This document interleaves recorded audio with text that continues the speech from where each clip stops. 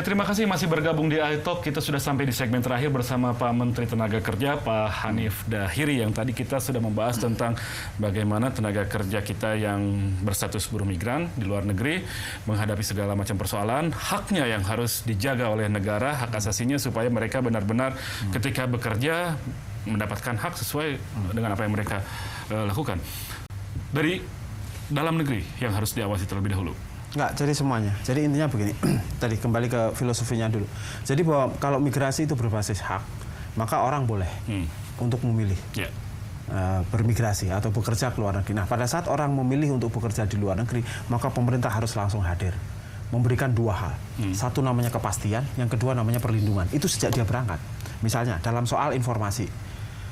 Pemerintah harus melindungi soal informasi ini. Menyangkut soal kerja di luar negeri. Karena kan seorang selama ini mendapatkan informasi dari calo malah. Oh ya, ada lowongan kerja tuh di Arab tuh, ini. Ada lowongan kerja tuh di Hong Kong, ini. Nah, siapa yang bisa mempertanggungjawabkan itu? Nah, makanya di sini dari informasi pun pemerintah ini harus hadir. Agar orang tidak ditipu. Kepastian informasi. Nah, kepastian dalam kaitannya dengan informasi. Karena sekaligus kepastian tentang informasi ini sekaligus melindungi calon TKI dari penipuan. Kan ada kasus-kasus penipuan semacam itu. Nah, terus sampai kemudian nanti ketika mereka ini berproses, misalnya mereka harus mendapatkan kompetensi tertentu yang sesuai dengan pekerjaan mereka, ketika mereka harus berurusan dengan instansi-instansi negara yang mengurusi dokumen, ketika mereka harus berurusan katakanlah dengan lembaga-lembaga swasta yang terlibat di situ. Nah, itu semua kan harus diberi kepastian, harus diberikan perlindungan. Kalau saya katanya dengan kelembagaan, misalnya kita harus pastikan bahwa orang-orang kita ini tidak berurusan dengan lembaga yang abal-abal, lembaga yang tidak punya standar, lembaga yang hanya main-main saja, misalnya. Lalu kementerian Anda melakukan apa untuk melakukan itu? Justru ini adalah arah dari reform yang kita hendak lakukan terkait dengan soal revisi Undang-Undang 39 ini.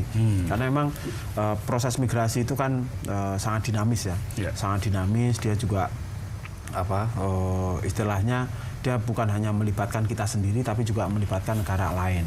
Nah, sehingga kita nantinya berharap bahwa prosesnya, intinya proses migrasi itu memang harus benar-benar bisa dibuat sederhana, bisa dibuat cepat, bisa dibuat murah, dan tentu saja aman. Gitu. Nah, sederhana, murah, cepat, dan aman. Ya, itu idealnya seperti prosesnya. itu. Iya, betul. Nah, ini frame yang kita pakai dalam rangka memperbaiki tata kelola penempatan maupun perlindungan TKI. Sehingga nanti kalau berbicara soal perlindungan, itu bukan hanya pada saat orang di luar negeri, tapi sejak awal itu negara sudah hadir dengan memberikan kepastian dan perlindungan tadi. Cukup dua itu? Ya, core-nya itu. Soal kepastian, soal keterampilan, soal persaingan. Oh ya, itu pasti dong. Itu sudah pasti. Masih cukup bisa kita memenangkan persaingan pasar tenaga kerja dalam situasi sangat seperti bisa ini. Sebenarnya, sangat bisa. Nah, tapi kita juga sama-sama harus berkepentingan bahwa tenaga kerja kita nanti yang keluar itu harus benar-benar kita pastikan yang skill. Nah, jadi, dalam jangka pendek apa yang Anda lakukan supaya tadi target kepastian, perlindungan, lalu kemudian juga yang belakangan menjadi concern pemerintah bisa benar-benar terwujud? Ya, kalau sementara ini yang sudah kita lakukan sih cukup banyak ya. Sembari kita terus mendorong agar revisi Undang-Undang 39 ini nanti menjadi basis dari seluruh reformasi tata kelola penempatan dan perlindungan TKI. Mulai dari kita ini membuat regulasi yang melarang calo, terus kemudian kita ini mewajibkan untuk transaksi non tunai. Jadi artinya untuk menjaga sangat lintas sektoral untuk upaya mengatasi persoalan itu. Ya? Oh ya, pasti kan. Arahan Presiden seperti apa? Ya, kalau Pak Presiden kan kaitannya dengan soal ini, satu soal daya saing tenaga kerja kita, kemudian yang kedua soal perlindungan pasti. Nah ini, makanya di dalam konteks perlindungan ini kan bukan semata misalnya ketika orang berkasus baru kita bicara perlindungan, enggak, sejak dia berangkat dia harus terlindungi dari penipuan, itu informasinya harus benar. Dia harus terlindungi dari lembaga tukang tipu.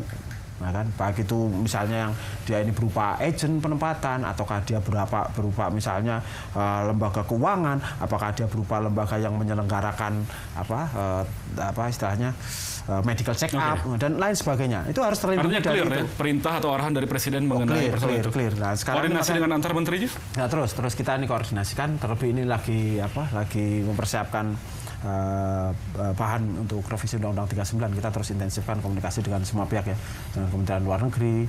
Ada hambatan dengan BNP 2 TKI, Ada hambatan nggak? Apanya? Dalam koordinasi antar menteri ini?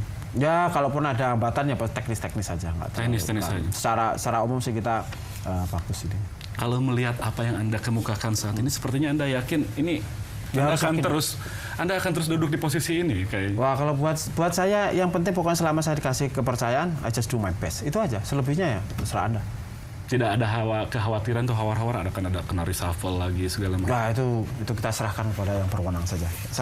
Tugas-tugas menteri itu kerja itu aja. Nggak ada yang lain? Nggak ada lain yang saya pikirkan.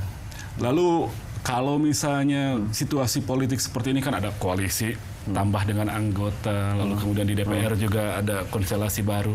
Ya saya terus terang saya nggak bisa terus terang komentar soal itu, biar teman-teman saya yang di PKB sana. Kan saya dalam kapasitas sebagai menteri ya sudahlah, saya fokus kepada pekerjaan saya aja, ngurusi TKI, ngurusi buruh, ngurusi pengangguran dan lain sebagainya. Kalau soal politiknya ya kita ngalir aja. Yang paling berat Anda lakukan selama menjadi menteri setelah lebih dari setahun ini apa sih?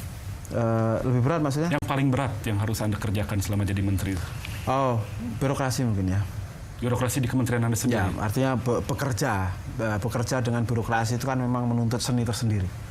Jadi ya kadang-kala ya kita pengen cepat. Ya kadang-kala kita pengen cepat, tapi kadang ada aturan, ada mulai dari problem soal aturan, ada problem soal budaya, ada problem soal kecenderungan-kecenderungan yang sudah biasa muncul di situ. Jadi ya kita harus sudah ketemu sekarang kiatnya untuk mengatasi birokrasi. Ya so far sih sudah lumayan baik lah ya, karena kita reformasi birokrasi juga kita jalankan mulai dari soal masalah untuk menjaga integritas, lalu kemudian perbaikan dari segi pelayanan misalnya. Nah, ini di kantor saya ini saya satukan nih pelayanannya.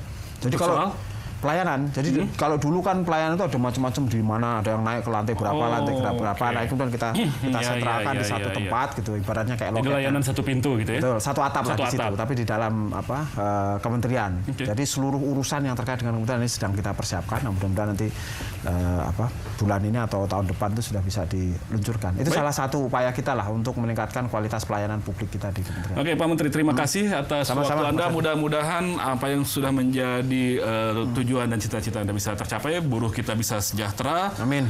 Dunia usaha juga bisa nyaman dan berkembang, dan kemudian juga saudara-saudara kita yang bekerja di luar negeri juga bisa tetap terlindungi dan terjamin. Nah, izinkan saya terakhir, saya intinya begini, bahwa saya ingin ke depan ini hubungan industrial kita ini menjadi sehat dan produktif. Nah, oleh karena itu masing-masing pihak harus punya peranan, baik itu pemerintah, dunia usaha, serikat pekerja dan semuanya gitu. Nah, ini yang saya dirumuskan dalam bentuk revisi regulasi atau seperti apa? Nah, yang terpenting sebenarnya adalah dialognya.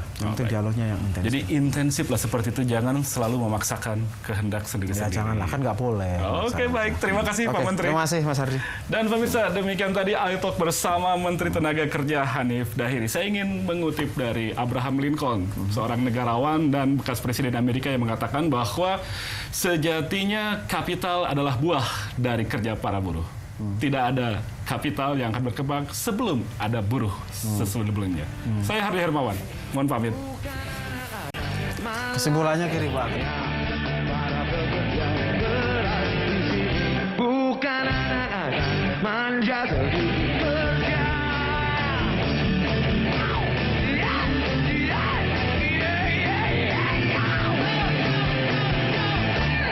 Banyak mintanya.